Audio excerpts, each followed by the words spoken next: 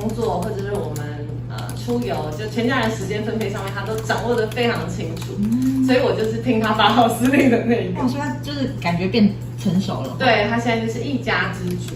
因为疫情期间，一开始我相信很多家庭都经历了一段磨合期，因为你真的没有跟这个人，哇，这样24小时、48小时、72小时，通通都黏在一起耶。然后你就会开始哇，怎么觉得有点看他不是很顺眼，这样，就是有很多事情，它会变成一种情绪的累积。那后来发现了以后，其实我觉得我们俩也敏锐度也蛮高的，然后我们就开始想说，哎，我们今天好好聊一聊。可之前他不是有一段时间是说，就是你们家女强男弱的，还差点闹离婚，所以现在是一切都好了。现在一切都很好。他有哪里进步吗？因为其实我觉得所谓的队长跟队友呢，就是队长是发号施令的，队友是来配合的。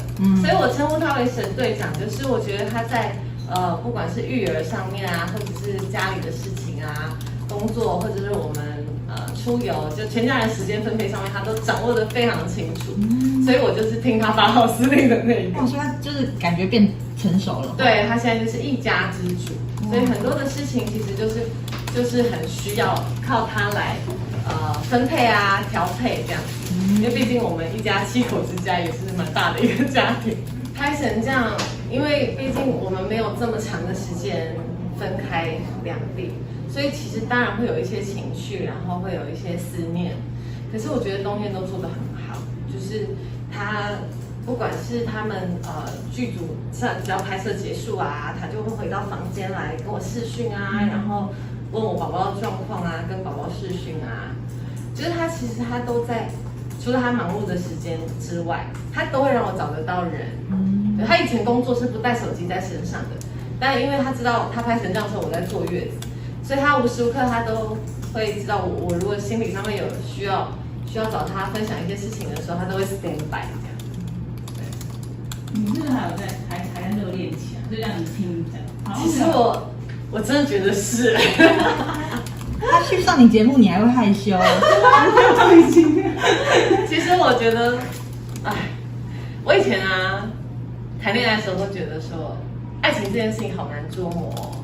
就是当我们不爱一个人的时候，或者是那种热恋期过了以后，你好像很难再把那个爱长回来或生回来。